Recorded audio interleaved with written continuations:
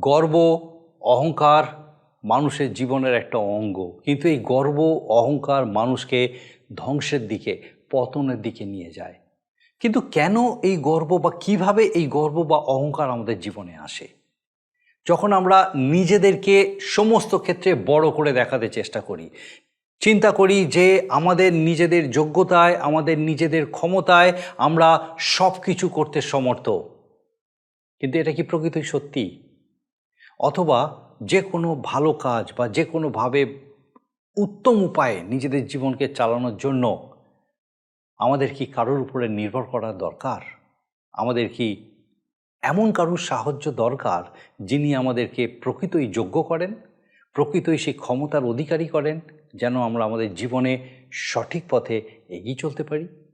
সময় হলো হৃদয় খোলো, শ্রবণ করো জীবন বাণী, নম্র চিতে শ্রবণ করো, নম্র চিতে শ্রবণ করো, খ্রিস্ট যিশুর জীবন খানি। নমস্কার, প্রভু যীশু খ্রিস্টের মধুর নামে জীবনবাণী অনুষ্ঠানে আপনাকে স্বাগত জানাই। আমার বিশ্বাস মহান ঈশ্বর তার মহা অনুগ্রহে আপনাকে সম্পূর্ণ সুস্থ রেখেছেন, সুরক্ষিত রেখেছেন। আর আমি খুব খুশি যে আপনি আরেকবার আমাদের সঙ্গে আজকে আমাদের এই জীবনবাণী অনুষ্ঠানে উপস্থিত হয়েছেন। আপনাকে অনেক অনেক ধন্যবাদ। আপনি নিয়মিত আমাদের সঙ্গে আমাদের এই জীবনবাণী অনুষ্ঠানে উপস্থিত আছেন এবং এই অনুষ্ঠানে ঈশ্বরের বাক্যের এই যে ধারাবাহিক আলোচনা, এই আলোচনায় বিশেষভাবে অংশগ্রহণ করছেন। আর আমার বিশ্বাস ঈশ্বর তার জীবন্ত বাক্য দ্বারা বিশেষভাবে আপনার সঙ্গে কথা বলছেন। একই সঙ্গে আমার বিশ্বাস আপনি নিশ্চয়ই জানেন যে এই অনুষ্ঠানে আমরা এখন বাইবেলের পুরাতন নিয়ম থেকে প্রথম শমূয়েল পুস্তক থেকে ধারাবাহিকভাবে আলোচনা করছি। আর আমার বিশ্বাস আপনি নিশ্চয়ই আমাদেরকে আপনার মতামত জানাচ্ছেন, এই অনুষ্ঠান আপনার কীরকম লাগছে, অথবা আপনার প্রার্থনা বিষয়সমূহ নিশ্চয়ই আমাদেরকে জানাচ্ছেন। বিশেষভাবে আজকে এই অনুষ্ঠান আপনার কীরকম লাগলো অবশ্যই আমাদেরকে জানান। আর যদি আপনার প্রার্থনা বিষয় থাকে নিশ্চয়ই করে আমাদেরকে জানান, আমরা খুব খুশি হব আপনার জন্য প্রার্থনা করতে। আসুন আজকে আমাদের অনুষ্ঠানের শুরুতেই একটা গানের মধ্যে দিয়ে আমরা ঈশ্বরের গৌরব করি।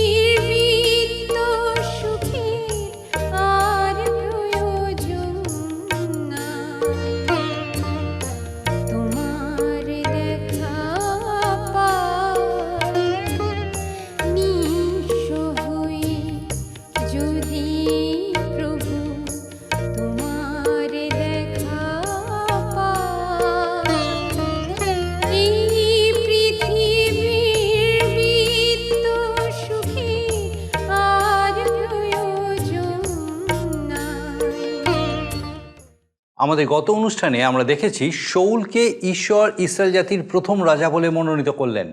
শমুয়েল শৌলকে রাজা হিসেবে অভিষেক করলেন।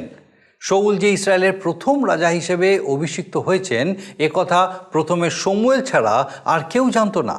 আর এই অভিষেকের আরও কয়েকটি পর্যায়ে আমরা দেখব। প্রথমত শমুয়েল তার বাড়িতে ছাদের উপরে শৌলকে অভিষিক্ত করলেন। দ্বিতীয়ত দেখব মিসপাতে আরও একবার অভিষেক হলো, এবং তৃতীয়ত আম্মনীয়দের পরাজিত করে ফিরে আসার পর তাকে রাজা হিসেবে ঘোষণা করা হলো। তবে মিসপাতে যখন তাকে অভিষেক করা হয় তখন দেখা যায় তিনি নিজেকে লুকিয়ে রেখেছিলেন। তখন কিছু মানুষ তার বিরোধিতা করেছিল এবং তাকে রাজা হিসেবে মেনে নিতে চায়নি। এমনকি শৌলের যে কোনো সময় যুদ্ধ জয় করার অভিজ্ঞতা ছিল এমন নজিরও দেখতে পাওয়া যায় না। আম্মনীয়দের পরাজিত করার ক্ষেত্রে দেখতে পাবো যুদ্ধ কৌশল শৌলের জানা না থাকলেও তিনি জয়ী হয়েছিলেন। এসব হয়েছিল কেবলমাত্র ঈশ্বরের উপরেই নির্ভরশীল হয়ে। ঈশ্বরের আত্মা তার উপরে নেমে আসলে তিনিও একজন ভাওবাদী এই প্রচার লোকদের মধ্যে হয়েছিল। শৌলের বীরত্ব দেখা যায় একমাত্র ঈশ্বরের উপরে নির্ভর করেই। তিনি ইসরায়েল জাতির মধ্যে আনন্দ নিয়ে এসেছিলেন। আর এই সময় কিছু লোক তাকে পরামর্শ দিয়েছিল যারা তাকে প্রথমে রাজা হিসেবে মেনে নিতে চায়নি এবং তার বিরোধিতা করেছিল। এই সময় যেন তাদের শাস্তি দেওয়া হয়, কিন্তু শৌলকে দেখি তিনি তাদের কথায় কর্ণপাত করেননি। বিজয়ের দিনে কোনো দুঃখজনক ঘটনা ঘটতে দেননি। তবে এরপরে আমরা দেখব যে শৌল কিন্তু তেমনভাবে আর ঈশ্বরের বাধ্য হননি। তিনি রাজ ক্ষমতার বলে নিজেই ঈশ্বরের উদ্দেশ্যে নৈবেদ্য উৎসর্গ করেছিলেন, কারণ শমুয়েলের আসতে দেরি হয়েছিল। এ কাজ করার অধিকার একমাত্র ছিল লেবীয় কুলের। যাজকের কাজ করার জন্য তারা মনোনীত। এটা ঈশ্বরের দৃষ্টিতে তার পাপ বলেই গণ্য হয়েছিল। আসুন আমরা এই সমস্ত বিষয় বিস্তারিতভাবে দেখি এবং দেখি যে ঈশ্বর তার জীবন্ত বাক্য দ্বারা আজকে কীভাবে আরেকবার আপনার সঙ্গে আমার সঙ্গে কথা বলতে চান। আসুন আমরা আমাদের বিস্তারিত আলোচনায় প্রবেশ করি।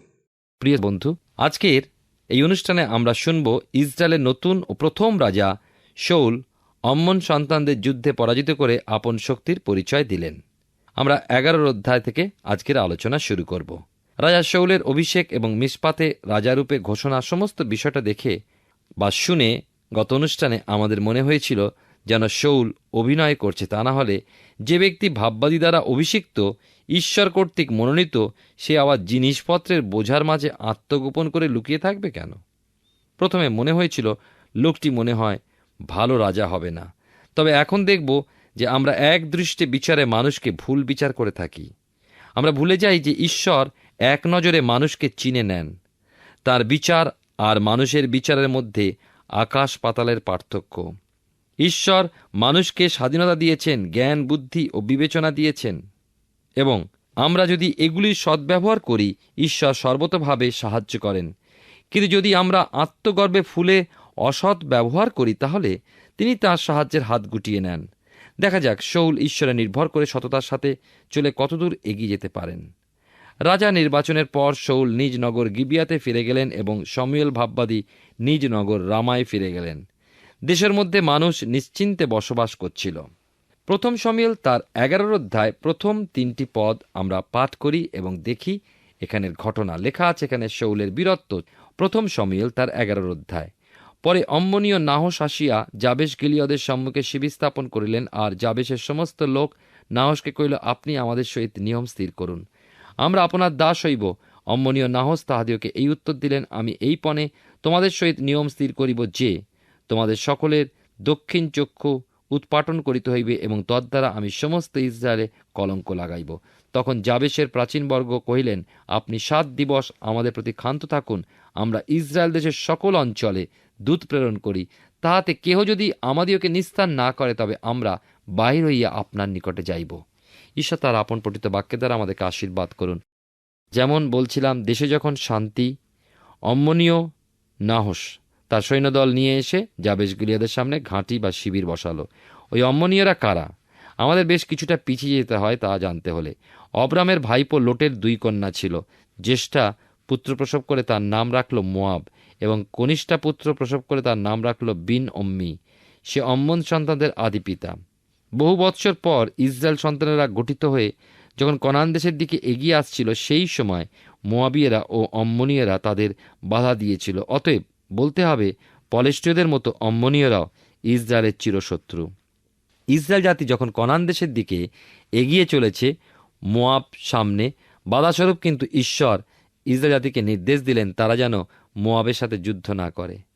এখন অম্মন সন্তানেরা যাবেশ গিলিয়াদে জমা হয়েছে ইসরায়েলকে পরাজিত করে নিজেদের রাজ্যসীমা বৃদ্ধি করবে। ইসরায়েল নূতন রাজা পেয়েছে, কিন্তু রাজার ক্ষমতা, বুদ্ধি ও কৌশল তখনও পরীক্ষিত হয়নি, কেননা তখনও কোনো যুদ্ধ হয়নি। রাজার শক্তি প্রজারা। কিন্তু এই ক্ষেত্রে অম্মন সন্তানদের বিশাল যোদ্ধা বাহিনী দেখে যাবেশ গিলিয়াদের ইসরায়েলীয়রা অম্মনীয়দের দেখে ভয় পেল। তাই তারা তাদের কাছে সন্ধি প্রস্তাব পাঠালো। অম্মন রাজা নাহশ বুঝলেন যে ইসরায়েল খুবই ভয় পেয়েছে, সুতরাং এই সুযোগ ইসরায়েলকে পায়ের তলায় দাবিয়ে রাখব। আর এই চিন্তা করে প্রস্তাব দিল, আমরা তোমাদের সাথে অবশ্যই সন্ধি করব। একটি শর্তে প্রত্যেক ইসরায়েলীয়কে তার দক্ষিণ চক্ষু উপড়ে ফেলতে হবে। ওই অমানসিক প্রস্তাব শুনে ইসরায়েলের প্রাচীনবর্গ বলে পাঠালেন, আপনি 7টা দিন সময় দিন, আমরা সকলকে এই বিষয়টি শোনাই। যদি আমাদের সাহায্যের জন্য কেউ না আসে, আমরা আত্মসমর্পণ করব। 4 থেকে 11 পদে পাই, যাবেশ গিলিয়াদের লোকেরা প্রথমে গিবিয়াতে গেল। সেখানকার লোকেরা সংবাদদাতাদের মুখে সকল কথা শুনে উচ্চস্বরে রোদন করতে থাকলো। ঠিক ওই সময় রাজা শাউল নিজ ক্ষেত্র থেকে বলদগুলোকে নিয়ে ফিরছিলেন। পথে রোদনের আওয়াজ শুনে থমকে দাঁড়ানো, জিজ্ঞাসা করলেন, ব্যাপার কি? ওই ক্রন্দনের রোল কেন? লোকমুখে সব সংবাদ ও অম্মনীয়দের দর্পের কথা শুনে প্রচণ্ডভাবে ক্রোধান্বিত হয়ে উঠলেন। কিভাবে মানুষ এমন ঔদ্ধত্যের মোকাবিলা করতে পারে? বিকৃত দেহ নিয়ে শত্রুর দাসত্ব কে সহ্য করবে? যাবেশের লোকেরা বলছে, কে আমাদের সাহায্য করবে? কি শেষ পর্যন্ত আমাদের শত্রুর কাছে আত্মসমর্পণ করতে হবে? অন্যেরা কেঁদে আকুল, হায় আমরা কি করব? শাউল ইসরায়েলের রাজা নিযুক্ত হয়েছেন সত্য, কিন্তু তখনও পর্যন্ত নিজ সাহসের ও শক্তির পরিচয় দেওয়ার সুযোগ পাননি। তাছাড়া রাজা হলেও রাজতন্ত্র শুরু হয়নি। সেই হিসাবে মানুষের মনে সন্দেহ রয়েই গিয়েছে, কি জানি কি হয়, কেমন হয়। আর সেই জন্য যাবেশ গিলিয়াদের লোকেরা বলেছিল, আমাদের সাহায্যকারী কেউ নাই। তারা রাজার কথা উল্লেখও করেনি। প্রথমে এই বিপদের কথা রাজাকে জানান কর্তব্য বলে মনে করেনি। শাউল সংবাদ শোনা মাত্র তার মন ঘৃণা ও ক্রোধে ভরে গেল। তিনি উত্তেজিত হয়ে উঠলেন। ইসরায়েল জাতিকে অপমান শিক্ষায় শুনি, পাপকে ঘৃণা করো কিন্তু পাপীকে ভালোবাসো। পাপী থেকে পাপকে পৃথক করাটাই তো কঠিন ব্যাপার। আরও শুনি, শত্রুকে ভালোবাসো, কিন্তু শত্রু যখন ঈশ্বরের সন্তানদের চূড়ান্তভাবে অপমান করে এবং আক্রমণ করে পরাজিত করতে চায়, তখন ঈশ্বরের আত্মা মানুষকে পরিবর্তিত করে, যেমন ঈশ্বরের আত্মা শাউলকে সম্পূর্ণ পরিবর্তিত করে দিলেন। প্রথম শমূয়েল তার 10 অধ্যায় আমরা শুনেছিলাম, পবিত্র আত্মা শাউলের উপরে আসলে পর তিনি ভাববাণী বলেছিলেন। তিনি এখন শাউল বীর যোদ্ধায় পরিণত হলেন। অম্মনরাজ নাহশের যে চ্যালেঞ্জ তিনি গ্রহণ করলেন এবং তাঁর সেই জোড়া বলদকে 12 খণ্ড করে 12 গোষ্ঠীকে পাঠিয়ে বললেন, যে কেউ শাউল ও শমূয়েলের ডাকে সাড়া না দেবে, তাদের বলদের দশা এমনই হবে। শাউলের আদেশ মানুষের মনে ভীতির সঞ্চার করল এবং দলে দলে মানুষ একচিত্ত হয়ে বার হয়ে এলো। যোদ্ধা যতই বীর হোক, রণকৌশলী হোক, ঈশ্বর যদি তার আশীর্বাদ না দেন, সে যুদ্ধ জিততে পারে না। একথা আমি বিশ্বাস করি। গত 2য় বিশ্বযুদ্ধে মিত্রপক্ষের মধ্যে বহু বিশ্বাসী বীর ছিলেন, যাদের প্রার্থনায় শত্রুপক্ষ বিপর্যস্ত হয়ে পড়ে। শমূয়েল ছিলেন প্রার্থনাবীর। শাউল কেবল দীর্ঘদেহী সুপুরুষ ব্যক্তি ও বীর ছিলেন তা নয়, তিনি ছিলেন বিশ্বাসী বীর। যুদ্ধক্ষেত্রে শাউল থাকবেন, কিন্তু যুদ্ধক্ষেত্র থেকে দূরে শমূয়েল থাকবেন। ঈশ্বরের চরণে শাউল ও যোদ্ধাদের জন্য শক্তি, জ্ঞান ও বুদ্ধির জন্য প্রার্থনায় রত থাকবেন। যাবেশ গিলিয়াদের লোকেরা বুক চাপড়ে বলেছিল, হায় আমাদের সঙ্গে কে থাকবে? কে আমাদের রক্ষা করবে? শাউলের ডাকে ইসরায়েলের 3 লক্ষ লোক একচিত্ত হয়ে বার হয়ে এলো। এর মধ্যে জিহুদিয়ার 30,000 লোক। এর মধ্যে যাবেশ গিলিয়াদের হিসাব ধরা হয়নি। ঈশ্বর ভক্ত বীর গিদিয়ন যে রণকৌশল নিয়েছিলেন, সেই মিদিয়নীয় সৈন্যদের বিরুদ্ধে শাউল সেই রণকৌশল নিলেন। অম্মনীয় বাহিনীর বিরুদ্ধে শাউল 3 লক্ষ সৈন্যকে 3 ভাগে ভাগ করে ভোর রাত্রে অম্মনীয় শিবির আক্রমণ করলেন এবং রাজা নাহশের সৈন্য এমনভাবে ছত্রভঙ্গ হল যে 2 জনকে এক স্থানে পাওয়া গেল না। শাউল যে চ্যালেঞ্জ গ্রহণ করেছিলেন সেটা ঈশ্বরে নির্ভর করে ঈশ্বরও তাঁর প্রতিশ্রুতি অনুযায়ী শাউলকে সাহায্য করলেন। শাউল রাজা নিযুক্ত হলেও তখন পর্যন্ত চাষী ছিলেন, কোনো যুদ্ধ করেননি, এমনকি যুদ্ধের কোনো শিক্ষাও গ্রহণ করেননি। কেবলমাত্র ঈশ্বরে বিশ্বাস রেখে তিনি এগিয়ে গিয়েছিলেন। আমরা যদি ঈশ্বরে বিশ্বাস রাখি ও নির্ভর করি, হাজার সংকট এলেও আমাদের সংকটকালে তিনি সুপ্রাপ্য সহায় হবেন। তাই তো গীতরচক বলেছেন, ঈশ্বর আমাদের পক্ষে আশ্রয় ও বল, তিনি সংকটকালে অতি সুপ্রাপ্য সহায়। প্রথম শমূয়েল তার 11 অধ্যায় 12 থেকে 15 পদে দেখি যে শাউল যেদিন রাজা মনোনীত হয়েছিলেন সেদিন সবাই খুশি হলেও কয়েকজন পাষণ্ড লোক ঠাট্টা করে বলেছিল, ওই শাউল কি আমাদের রাজা হবে? ও রাজার যোগ্যই নয়, আমরা কোনো মতে শাউলকে দর্শনী দেব না। শাউল কথাগুলো শুনলেও ওই কথার কোনো গুরুত্ব দেননি। এখন যখন নাহস রাজাও তার বিশাল বাহিনীকে শাউল মহাসংহারে সংহার করলেন, ইসরায়েল সন্তান আনন্দে পাগল হলো। তারা দাবি করল যে সকল লোক বলেছিল শাউল কি আমাদের রাজা হবে, আমরা মানব না, কোনো দর্শনী দেব না। জনতার দাবি হলো সেই সমস্ত লোককে ধরে আনা হোক এবং প্রাণদণ্ড দেওয়া হোক।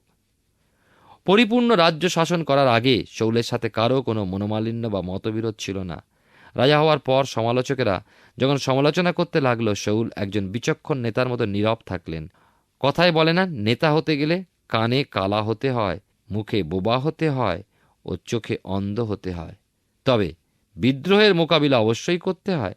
শাউল মহা বিজয় লাভ করার পর সম্মান বৃদ্ধি পেল তার। নেতার শাসন ক্ষমতা প্রজারা মেনে নেবে, সেই সঙ্গে নেতাকে সম্মান অর্জন করতে হবে। মণ্ডলীতে যেমন পালক নিযুক্ত করার সময় সভ্যরা পালককে মণ্ডলী শাসনের অধিকার দেয়, কিন্তু মণ্ডলী সভ্যদের কাছ থেকে সম্মান অর্জন করার দায়িত্ব পালকের। পালকের আচার ব্যবহার তাকে সম্মানের অধিকারী করে তোলে। যুদ্ধ জয়ের পর শাউল অবশ্যই সম্মান লাভ করলেন, কিন্তু যারা সম্মানিত করল তারাই বলল, এখন আমাদের মধ্যে যারা সম্মান দেয়নি তাদের ব্যবস্থা করা হোক। এক এক সময় আমাদের বন্ধুরাই আমাদের মহাশত্রু হয়ে ওঠে, বরং যারা সমালোচক তারা নীরব থাকে। যুদ্ধের সময় যত না পরীক্ষা আছে, জয়লাভের পর তার দ্বিগুণ পরীক্ষা এসে পড়ে। শাউল কি করলেন জানেন? তিনি পরামর্শদাতাদের প্রস্তাব অগ্রাহ্য করে নির্দেশ দিলেন, আজকের পবিত্র আনন্দের দিনে কারোরই প্রাণদণ্ড হবে না। শাউলের ক্ষমা করার গুণ লক্ষণীয়।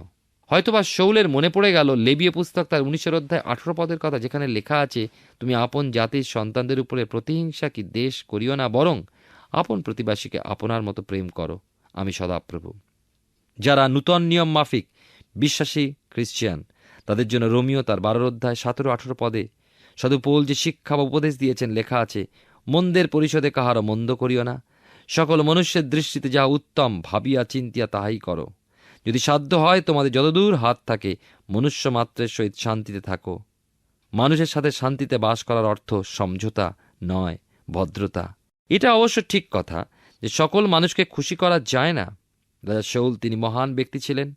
তিনি যখন চ্যালেঞ্জের সম্মুখীন হলেন, তিনি ঈশ্বরের দয়ার কথা বললেন, ঈশ্বরের গৌরব করলেন।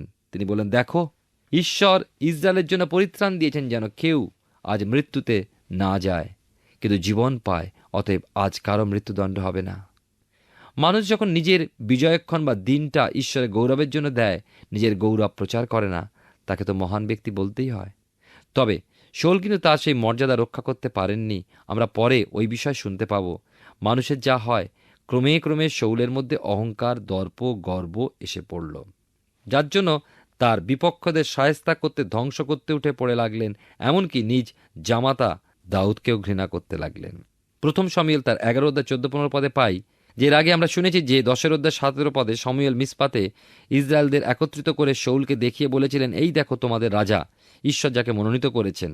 আর সমস্ত জনতা চিৎকার করে উঠেছিল, রাজা চিরজীবী হউন।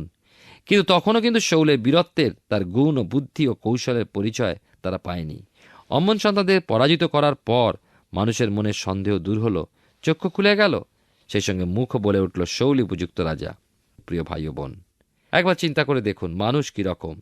ঈশ্বর যে মানুষকে মনোনয়ন দিয়েছেন, তাকে দেখেও আমাদের মনে সন্দেহ ও ভয়। এ কি পারবে নিজ জাতিকে রক্ষা করতে? এ সন্দেহ শাউলের প্রতি নয়, কিন্তু ঈশ্বরের প্রতি। অন্য কথায়, ঈশ্বর কি ঠিক নির্বাচন করেছেন?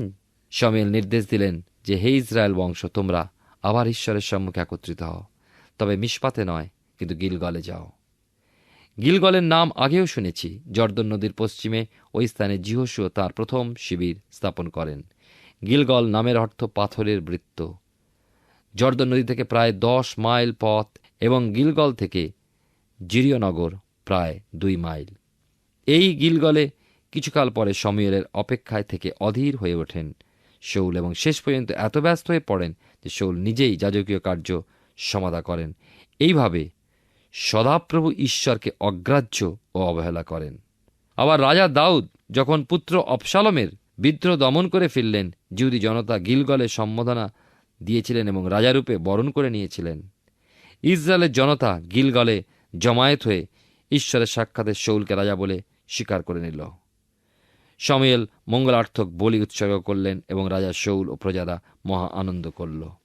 শাউলের 30 স্তর বা 3টে স্তরের অভিষেক হয়েছিল। প্রথম শমূয়েল 10 অধ্যায় 1 পদে শমূয়েলের বাড়িতে অতি প্রত্যুষে আমাদের মনে আছে ছাদের উপরে শমূয়েল তৈলের শিশি নিয়ে শাউলের মাথার উপরে ঢেলে দিয়ে তাকে চুম্বন করলেন এবং বললেন, সদাপ্রভু কি তোমাকে আপন অধিকারের নায়ক করিবার জন্য অভিষেক করিলেন না? দ্বিতীয়বার মিশপাতে সদাপ্রভুর সম্মুখে, যা আমরা প্রথম শমূয়েল 10 অধ্যায় 24 পদে পাই, সমস্ত লোকের কর্ণগোচরে ঘোষণা করলেন, ইনি সদাপ্রভুর মনোনীত, আর সমস্ত জনতা মঙ্গল কামনা করল। তৃতীয়বার অম্মনীয়দের নিঃশেষে ধ্বংস করার পর শমূয়েল গিলগলে ইসরায়েল সন্তানদের জমায়েত করার পর আবার শাউলকে রাজা বলে ঘোষণা করা হলো। ঈশ্বর আপনার জীবনে মঙ্গল করুন। আমরা প্রথম শমূয়েল পুস্তক থেকে ধারাবাহিকভাবে আলোচনা করছি, আর আমার বিশ্বাস মহান ঈশ্বর তার জীবন্ত বাক্য দ্বারা আপনার সঙ্গে কথা বলছেন। আমরা দেখলাম ইসরায়েলের প্রথম রাজা কয়েকটি স্তরে অভিষিক্ত হয়েছিলেন এবং ঘোষিত হয়েছিলেন একজন রাজা হিসেবে। তার জীবনের বাধ্যতা যেমন দেখা গিয়েছিল, তেমনি মানুষের ভয়ে ঈশ্বরের অবাধ্য হওয়ার বিষয়েও আমরা এখানে দেখতে পাই। ঈশ্বর তাকে ইসরায়েল জাতির উপরে উন্নত করেছিলেন, রাজা করেছিলেন ঠিকই, তবুও তিনি কিন্তু অধৈর্য হয়ে পড়েছিলেন।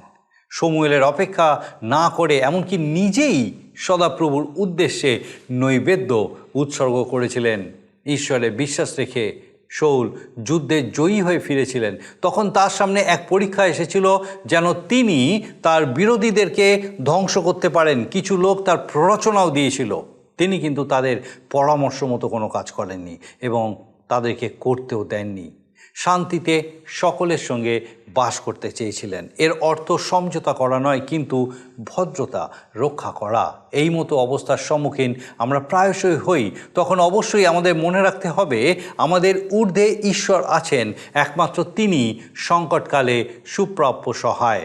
আমরা আরও দেখলাম শাউল শেষ পর্যন্ত স্থির থাকতে পারেননি, তার মধ্যে গর্ব এসেছিল, ফলে তিনি ঈশ্বরকে অবহেলা ও অগ্রাহ্য করা শুরু করেছিলেন।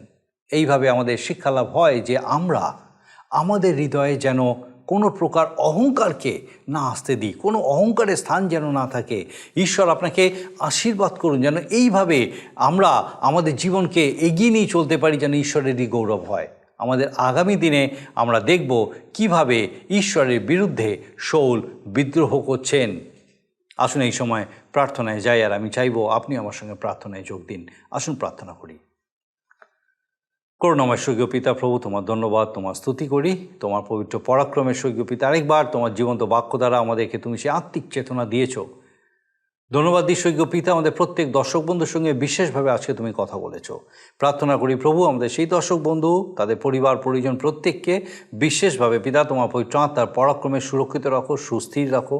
তোমার প্রতি নির্ভরশীলতায় আরও বৃদ্ধি পেতে সাহায্য করো। বিশেষ করে প্রার্থনা করি পিতাগো, যদি কোনো ব্যক্তি বা কোনো পরিবার এই সময় পিতাগো কোনো রকম কঠিন পরিস্থিতির মধ্যে দিয়ে চলছেন, পিতা আমরা জানি না কী ধরনের সেই পরিস্থিতি, কত কঠিন সেই পরিস্থিতি, কিন্তু তুমি জানো পিতা। এবং পিতাকে প্রার্থনা করি যেন সেই পরিবার বা সেই ব্যক্তি পিতা তোমার প্রতি নির্ভরশীলতায় সম্পূর্ণ স্থির হতে পারে, যে হ্যাঁ প্রভু তুমি জানো এবং সমস্ত কিছু তোমার নিয়ন্ত্রণে আছে। এবং প্রভু তুমি তোমার পবিত্র প্রজাদের কখনোই সেই দুঃখের মধ্যে দেখতে চাও না। তুমি তাদেরকে তোমার সময়ে অবশ্যই পিতাকে সেই দুঃখ থেকে বার করে, সেই সমস্ত প্রতিকূলতা থেকে বার করে নিয়ে এসে তোমার গৌরব সাধনের সমর্থ করবে। স্বর্গীয় পিতা সেই বিশ্বাসে প্রত্যেককে আরও বলিয়ান হতে সাহায্য করো, স্থির করো, তোমার আশীর্বাদে পূর্ণ রাখো। আমাদের প্রত্যেক দর্শক বন্ধু, তাদের পরিবার পরিজন প্রত্যেককে তোমার চরণে সমর্পণ করি। পিতা তোমার পবিত্র অনুগ্রহে সুরক্ষিত রাখো, সুস্থ সবল রাখো। তোমার যিশু নামে ভিক্ষা দয়া করে শ্রবণ গ্রহণ করো, আমেন। মহান ঈশ্বর তার মহা অনুগ্রহে আমাদেরকে এই সুযোগ দেন যেন আমরা তার জীবন্ত বাক্যের আলোতে নিজেদের জীবনকে যাচাই করে দেখতে পারি। আর আমার বিশ্বাস আমাদের এই জীবনবাণী অনুষ্ঠানে প্রত্যেক দিন আপনি এইভাবেই ঈশ্বরের বাক্যের আলোতে নিজেকে দেখে চলেছেন। একই সঙ্গে আমার বিশ্বাস আগামী দিনেও আপনি অবশ্যই আমাদের সঙ্গে আমাদের এই জীবনবাণী অনুষ্ঠানে উপস্থিত থাকবেন। ঈশ্বর আপনার মঙ্গল করুন। প্রিয় বন্ধু, আশা করি জীবনবাণী অনুষ্ঠানটি আপনার ভালো লেগেছে। আর যদি ভালো লেগে থাকে তাহলে অবশ্যই আমাদের একটি মিসড কল দিন। আপনার দেওয়া মিসড কলটি আমাদের কাছে অতি মূল্যবান। আমরা আনন্দের সাথে জানাই, প্রতিটা মিসড কল দাতাদের মধ্যে থেকে সপ্তাহের শেষে বিশেষ দর্শক বন্ধুকে বেছে নেওয়া হবে এবং সেই দর্শক বন্ধুকে পুরস্কৃত করা হবে ও সপ্তাহের শেষে তার ছবি ও নাম আমাদের অনুষ্ঠানে প্রকাশ করা হবে। গত সপ্তাহের বিজয়ী দর্শক বন্ধুরা হলেন উত্তর ২৪ পরগনা থেকে প্রীতম বোস ও ব্যাঙ্গালোর থেকে অমিত পাঁচা। আমাদের মিসড কল দেবার নম্বরটি হল 04449081 আপনি প্রার্থনা ও আরও অধিক জানতে আগ্রহী হলে আমাদের সঙ্গে অবশ্যই ফোনের মাধ্যমে যোগাযোগ করতে পারেন। আমাদের মোবাইল নাম্বার 9433497235 এবং আরেকটি হল 9433803755। আর আমাদের ঠিকানা টিভি স্ক্রিনে আপনারা দেখে নিন। ধন্যবাদ। ভালো থাকুন, সুস্থ থাকুন।